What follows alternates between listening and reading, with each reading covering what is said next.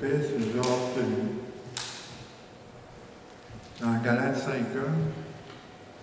il dit, c'est pour la liberté que Christ nous a affranchis.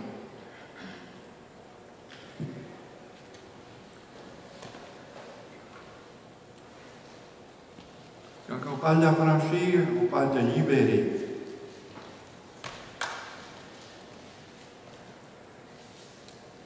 Dans le 8e chapitre aux Romains, au verset 1 et 2, il n'y a donc maintenant aucune condamnation pour ceux qui sont en Christ. En effet, la loi de l'esprit de vie en Christ m'a affranchi de la loi du péché. C'est un peu ça qu'on va refléter aujourd'hui, la loi du péché.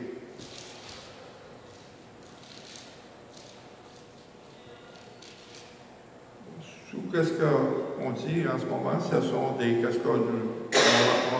On reprend un peu les points qu'on a emmenés il y a quelques dimanches, quand on a parlé de liberté. Car Jésus a dit, celui qui me suivra ne marchera jamais dans les ténèbres. C'est qu'il nous a libérés de l'esclavage du péché. Il nous a libérés de la pression ou du monde. Il nous a libérés de la domination de Satan. Les 3 points.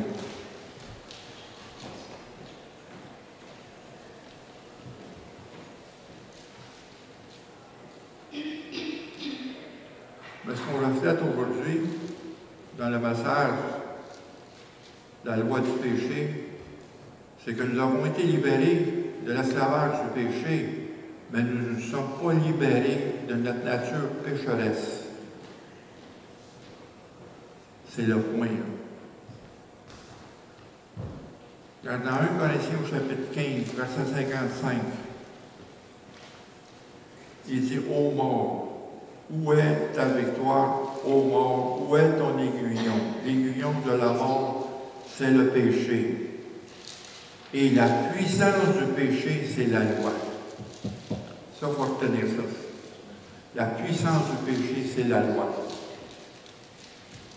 Mais grâce soit rendue à Dieu qui nous a donné la victoire par le Seigneur Jésus-Christ. Nous avons à lutter contre notre nature pécheresse.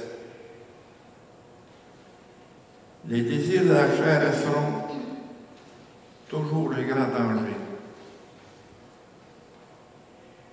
La nature pécheresse dans la chair restera avec nous jusqu'à la séparation de l'homme avec le corps.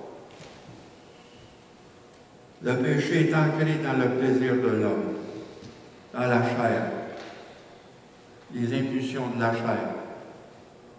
C'est là qu'est le combat. C'est là qu'on va refléter ce matin.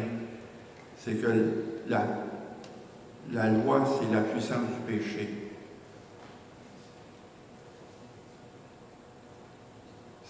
C'est la loi qui nous condamne. Mais Jésus nous a libérés de cette loi-là. Et on a tendance de marcher avec cette loi-là en nous, de s'appuyer sur cette loi, parce qu'on veut se justifier nous-mêmes vis-à-vis de la loi. On va faire des efforts. On n'a pas d'efforts. Vous allez voir tout à l'heure, c'est la puissance de l'Esprit qui est en nous qui combat ça. Il n'y a aucun effort, c'est le travail de Dieu. Il faut que, c'est pas nous qu'il faut que soit éprouvé. C'est la grâce de Dieu qui soit éprouvée en nous. Le travail de Dieu qui soit éprouvé. Pour nous n'avons aucun effort. C'est la puissance de Dieu en nous.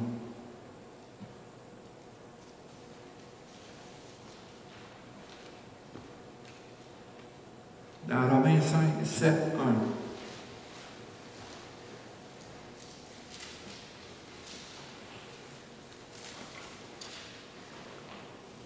Il y a un de vous, frères, que je parle à des gens qui connaissent la loi et que la loi exerce son pouvoir juste sur l'homme aussi longtemps qu'il vit.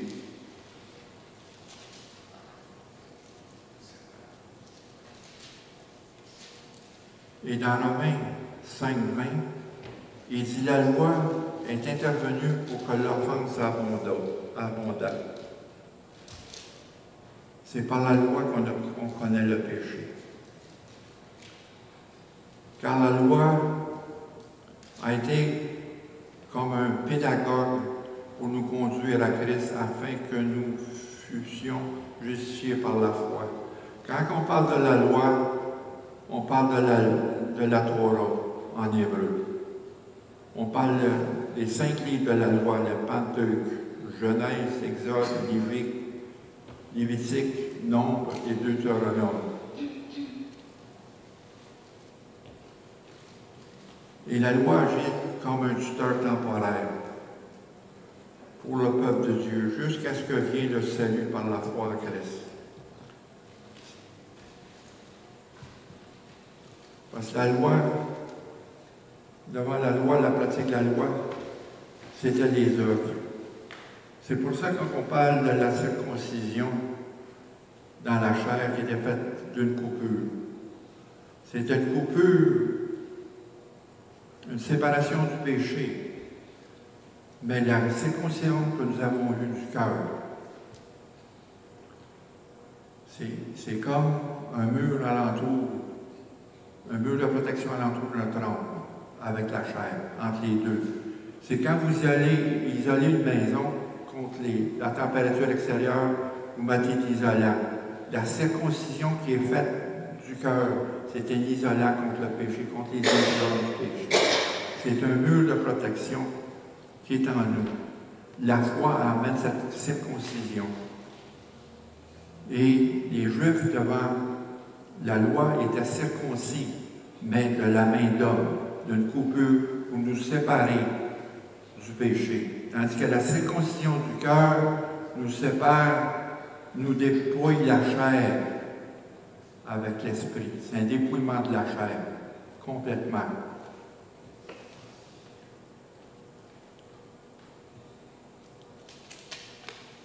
Pour ça qu'encore, il faut retenir que la loi, c'est la puissance du péché en nous.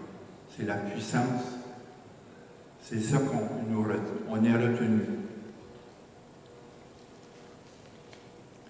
Mais, au verset 4, au chapitre 7 dans Romains, de même, mes frères, vous aussi, vous avez été, par le corps de Christ, mis à mort en ce qui concerne la loi.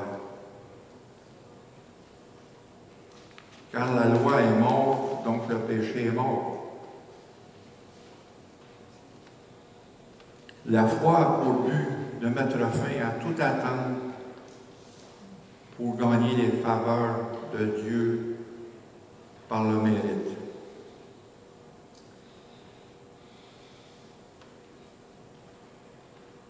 Dans Romains 3, 19, 20,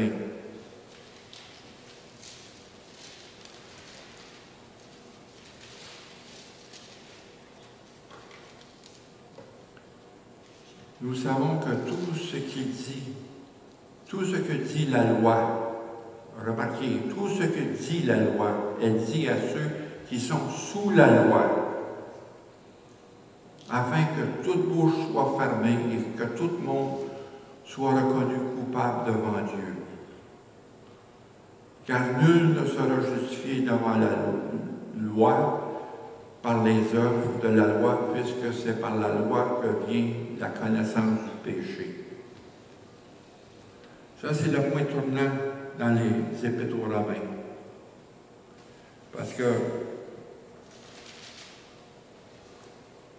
suite après, au verset 21, mais sans la loi est manifestée la justice de Dieu. Ça, c'est le verset clé des Épîtres aux Romains. C'est le tournant. Parce que dans les 2 premiers chapitres, c'est le jugement de Dieu. Que nous avons tous péché. Et nous sommes à court de grâce. Maintenant, sans la loi manifestée la justice de Dieu, à laquelle rendent témoignage la loi et les prophètes, justice de Dieu par la foi en Jésus-Christ, par tous ceux qui croient. ça, ce matin, c'est Dieu qui nous a ouvert l'esprit pour mettre le dépôt de la foi. C'est pas nous. La foi pour voir ces choses-là, pour recevoir le salut. Parce que c'est seulement par la foi que nous sommes sauvés. On ne sera jamais sauvé par les œuvres de la loi.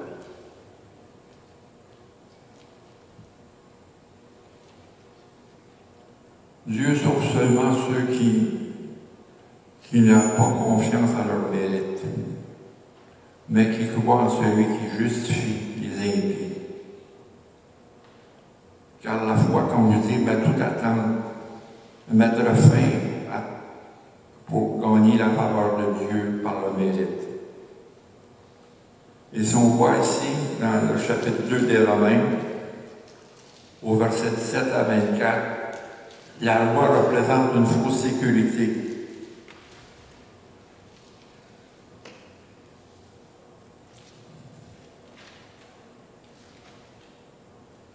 Si on va au verset 25,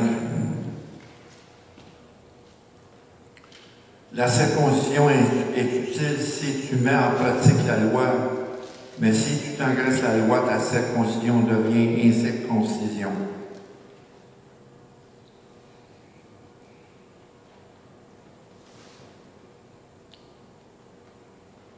C'est que pour les Juifs, ceux qui sont sous la loi, il faut qu'ils pratiquent la loi. Et si tu transgresses une partie de la loi, tu transgresses toute la loi. C'est impossible à l'homme d'être sauvé par la loi. Et aussi la circoncision. La circoncision de la chair, c'est aussi représente une fausse sécurité. Parce que la vraie sécurité, elle est au verset 28 à 29. Les Juifs n'aiment pas celui qui en est dehors. Et la circoncision, ce n'est pas celle qui est visible dans la chair. Mais le Juif, c'est celui qui est intérieurement. Et la circoncision, c'est celle du cœur. Selon l'esprit et non selon la lettre. Quand il parle de la lettre, il parle du décatalogue de la loi. C'est ça qui est. La louange du juif ne vient pas des hommes, mais de Dieu. Car les exigences de la loi, sans la puissance et la vie de l'esprit, apportent la condamnation. Les exigences de la loi. Je parle des exigences. Ceux qui pratiquent la loi, ceux qui sont sous la loi. Sans la puissance et la vie de l'esprit apportent la condamnation. Par la salut en Christ, l'esprit communique la vie spirituelle et la puissance d'accomplir la volonté de Dieu. Quand on dit que la loi est la puissance du péché, c'est par la loi que vient le péché. Mais on parle de la puissance de l'esprit. Une autre loi qui est en nous, qui combat l'autre puissance. C'est là qu'est le combat de notre nature pécheresse en nous. Tant qu'on va être dans ce corps-là, le péché va habiter en nous. Il ne se dégagera pas. Là. Nos émotions sont là, les désirs du péché sont ancrés dans nous. Ils sont ancrés, ils sont là.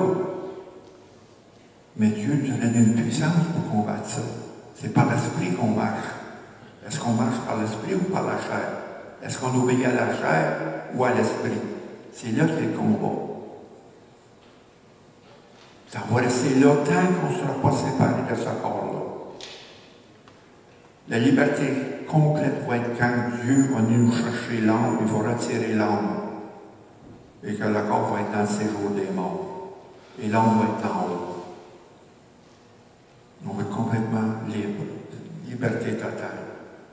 Mais en ce moment, la liberté qu'on a, c'est en Christ. C'est en lui. C'est sa puissance qui est en nous. Il faut répondre à sa puissance qui est en nous. Parce que c'est un combat qu'on a. C'est pour ça que je vous emmène aujourd'hui, et la semaine prochaine, on s'en va voir à définir, comme on a chanté, l'hymne qu'on a chanté tout à l'heure, Majesté, la justification par la foi. Justifié par la foi. C'est Jésus qui nous a amené cette justification. C'est Jésus qui est la justification en nous. Parce que Jésus est en nous.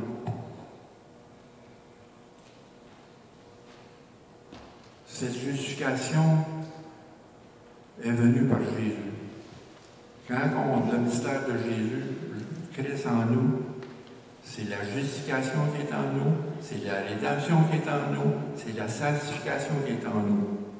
Ce n'est pas des choses qu'on va chercher, qu'on met. C'est lui-même qui est en nous, qui est la justification.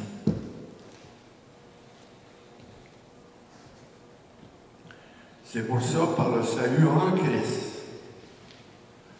l'Esprit communique la vie spirituelle et la puissance d'accomplir la volonté de Dieu. La puissance.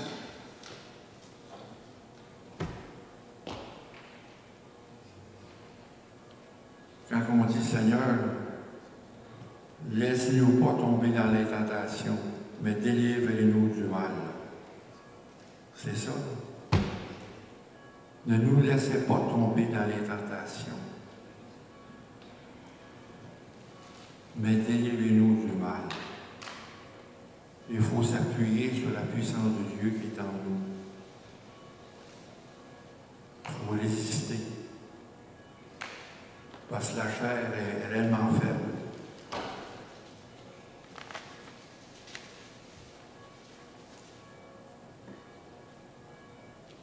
Et dans Romains 7,6,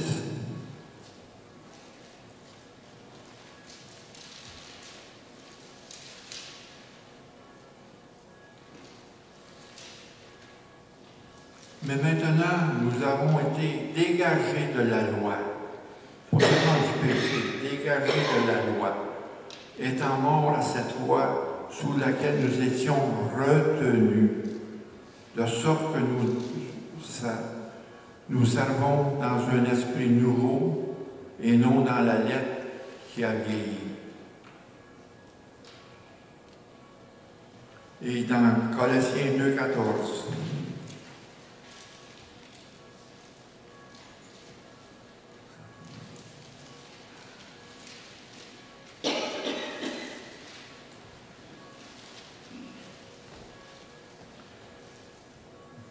retenez ça, il a effacé l'acte dont les ordonnances nous condamnaient et qui subsistait contre nous. On parle de la loi. Il a détruit en le clouant à la croix, il a dépouillé les dominations, les autorités, il les a livrées publiquement en spectacle, en triomphant d'elles par la croix.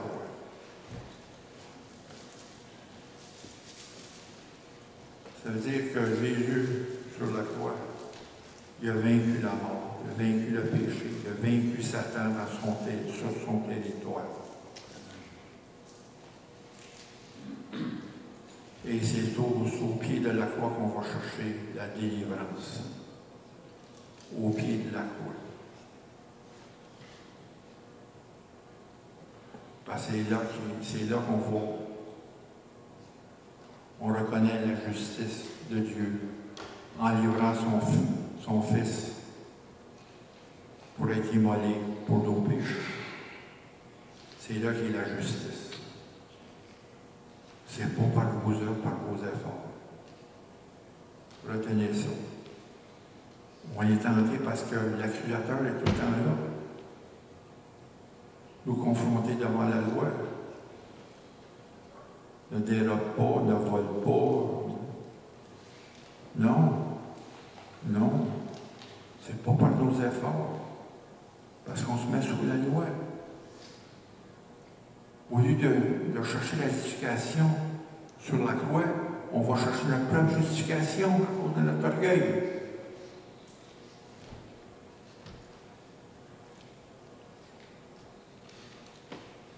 Nous avons été libérés de l'esclavage du péché. Nous aussi, nous avons été libérés de la loi qui nous condamne. Ça, là, c'est comme une cour. Votre feuille est blanche.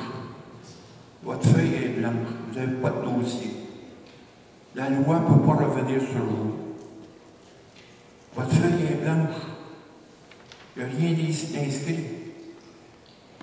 Votre dossier est blanchi par le précieux sang de Jésus. Tiens, il nous a rendu justice. Pourquoi remettre le péché sur vous? Pourquoi essayer de vous justifier vous-même? Parce que vous retombez encore dans le péché.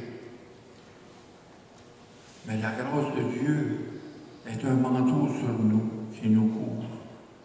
Un manteau de justice. Un manteau de justice. Pourquoi revenir sur le péché? Vous n'êtes plus coupable. Aucune condamnation. C'est là qu'est la lutte.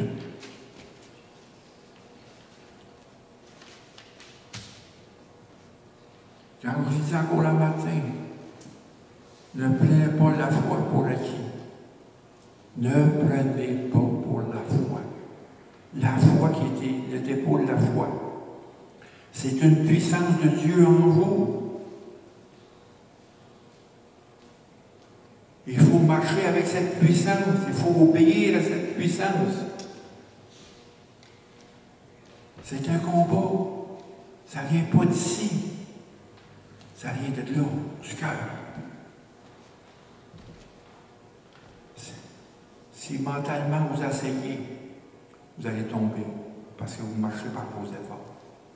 Si mentalement vous essayez de raisonner, vous allez tomber. Vous allez tomber sur l'esclavage du péché. Mais ça vient du cœur, avec une gratitude envers Dieu. La justice de Dieu en nous. La grâce qui nous a été donnée gratuitement, sans aucun mérite. Il n'y a personne de nous qui la mérite. Nous avons tous péché et nous avons tous été à cause de grâce. Jusqu'à temps que Dieu nous dirige vers Jésus.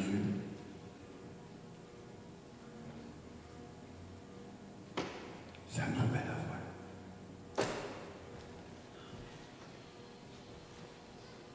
Et ce que j'essaie de vous transmettre aujourd'hui, ça vient du vécu.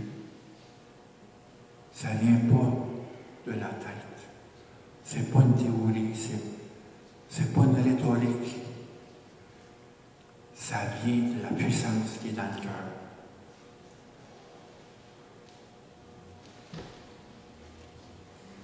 Qu'est-ce que Jésus a fait pour nous? Qu'est-ce qu'on a vu? Il était pendu 6 heures sur la croix. 6 heures. Il a souffert au-delà de ce qu'on peut voir. Ses souffrances n'est pas comparable à ce qui est dans le monde aujourd'hui. Ça ne peut pas se comparer. On a vu des souffrances aujourd'hui, ce qu'on voit les souffrances aujourd'hui d'une guerre. Mais ce n'est pas comparé à la souffrance de Jésus. Qui est venu nous sortir de ce marasme, de ce monde.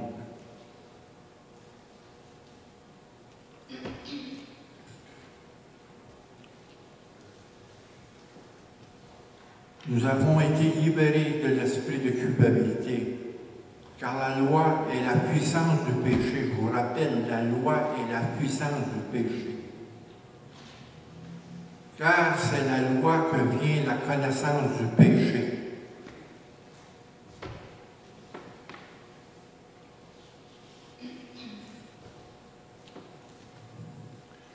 Et dans Romains, encore dans le chapitre 7, on va revenir plus tard à ça. Parce que pour le moment, je commence un peu par la fin pour ramener la justification.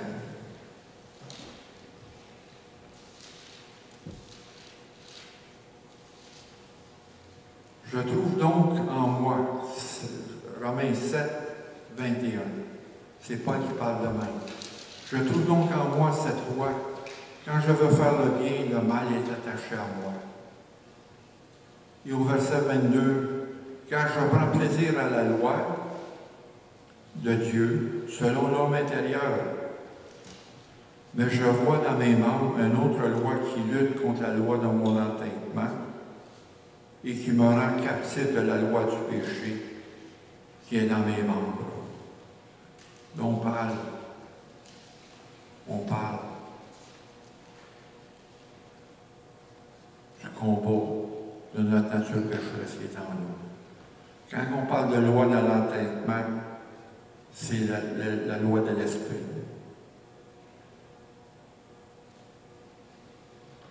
Mais qui dit qu'il y a une autre loi qui est dans mes membres, qui reste encore là, qui lutte contre la loi de mon entendement et qui rend captif la loi du péché qui est dans mes membres. Sous l'Ancien Testament, les croyants se rendaient compte que dans l'homme intérieur, ils prenaient plaisir à la loi et au commandement de Dieu. Ils prenaient dans la pratique de la loi.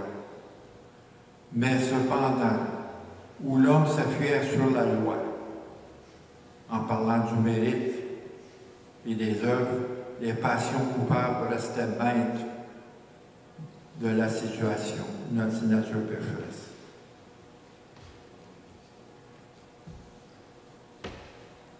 Car, encore là, ce sont des efforts qui sont vains. La pratique.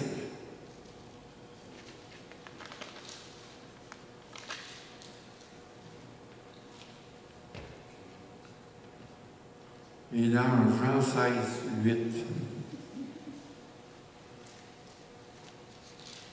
et quand il sera venu, en parlant du Saint-Esprit, il convaincra le monde en ce qui concerne le péché, la justice et le jugement.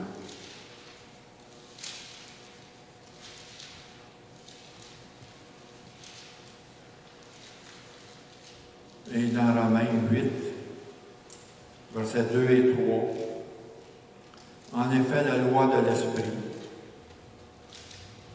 l'esprit de vie, en Jésus-Christ, m'a affranchi de la loi du péché et de la mort. Car chose impossible à la loi, parce que la chair la rendait sans force. La chair la rendait sans force. On parle des efforts. C'est que sous la loi, vous devez faire des efforts dans la pratique de la loi. Sous la loi. Mais la loi, vous êtes maintenant dégagé de la loi. Vous avez la loi de l'esprit. Il n'y a plus d'effort. C'est le travail de Dieu en nous. Encore là, c'est la grâce de Dieu qui soit éprouvée. Ce n'est pas nous qui soit éprouvés. Ce n'est pas nous qui soit testés. Ah. Mais c'est la grâce de Dieu qui est testée en nous. Le travail de la grâce de Dieu. À ce moment-là, c'est pas nous qui est testé. C'est la grâce de Dieu qui est testée en nous. En autant qu'on est ouvert. En autant qu'on obéit à la puissance de Dieu. En autant qu'on marche par la foi. C'est les conditions. Mais tant qu'on est en Christ, c'est pas nous qui sommes éprouvés, c'est sa grâce qui est en nous. C'est le travail de la grâce. C'est pas nous. C'est là où se situe le combat. Le même, il se trouve que dans l'Église aujourd'hui, même aujourd'hui, parmi nous, même nous-mêmes. Des personnes qui connaissent la justice, qui ont pris connaissance de la justice, de la pureté et de l'excellence de l'Évangile, qui ont pris connaissance. Mais ils n'ont pas reçu la grâce génératrice de Christ qui se trouve dans l'esclavage, qui est nous dans l'esclavage du péché.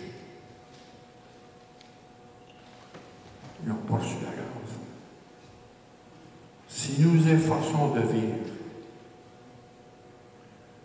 une vie délivrée de l'esclavage du péché et de l'immoralité sans être nés de nouveau ou transformés en nouvelle créature,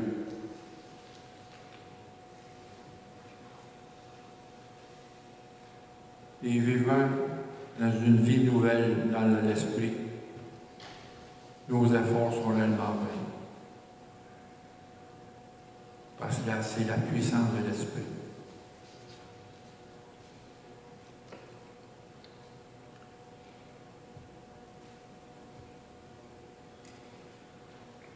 Ce qu'on vient à dire aujourd'hui, c'est que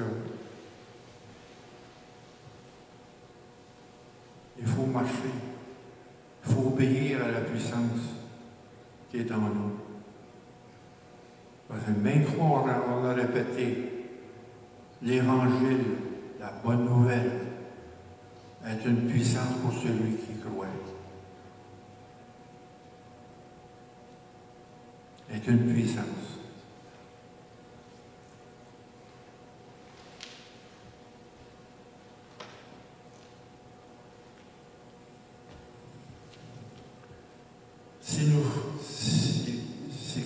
C'est encore là, si on s'efforce encore en nous de faire des efforts, mais il faut en appeler la puissance de Dieu.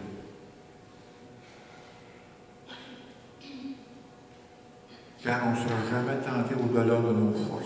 C'est une des promesses de Dieu.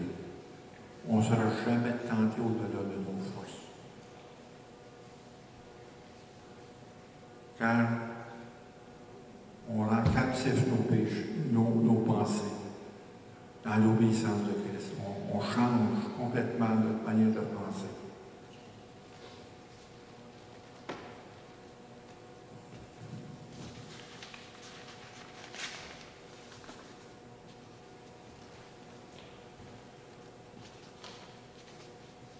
Étant justifié au Romains 5, 1.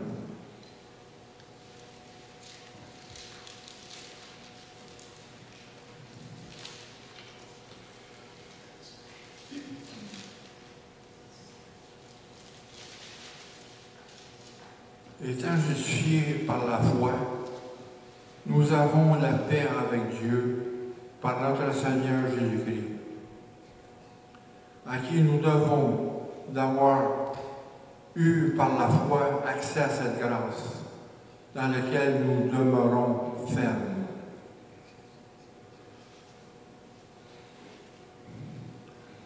Nous sommes justifiés par la foi. C'est le mot, ça.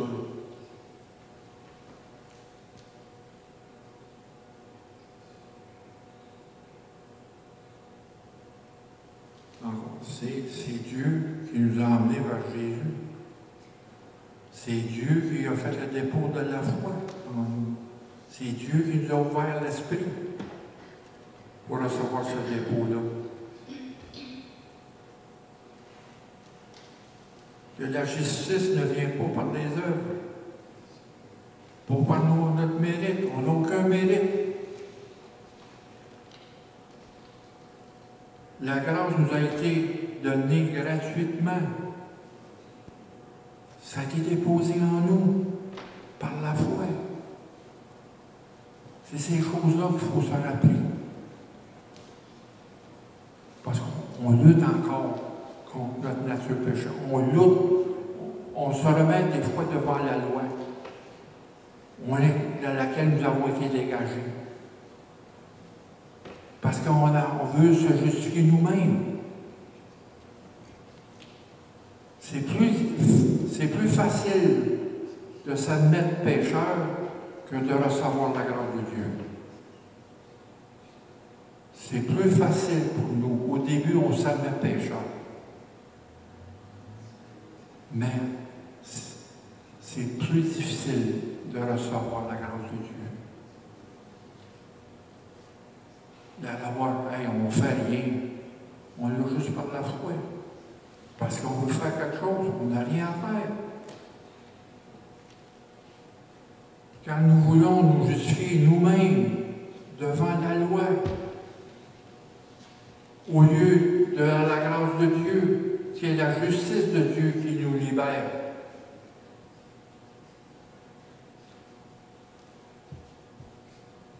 De la loi qui nous condamne et nous rend coupables du péché. On fait la même chose qu'Adam, qui a dit devant Dieu, c'est à cause d'elle, c'est elle qui m'a fait tomber. Puis après ça, elle se retourne d'abord, c'est à cause du serpent. Mais non, t'as péché. Tu avais le choix. Vous êtes pris devant un choix. Il ne faut pas blâmer Satan, là. Parce que la semence est en nous. La semence du péché est là. Notre chair est faible. Si on marche par la chair, c'est réellement faible. Si on repose sur notre chair, elle est faible. Bon. La semence est là. On n'a pas à blâmer tout le temps Satan. Vraiment, Satan, il n'est pas omniprésent. Il y a juste lui qui est omniprésent. Satan, il est à une place. Mais il y a ses démons. Il y a ses principalités. Il y a son armée, son hiérarchie. Mais, vraiment, on pêche à cause de notre chair. Le péché habite en nous, comme Paul dit. Et aussi, nous luttons contre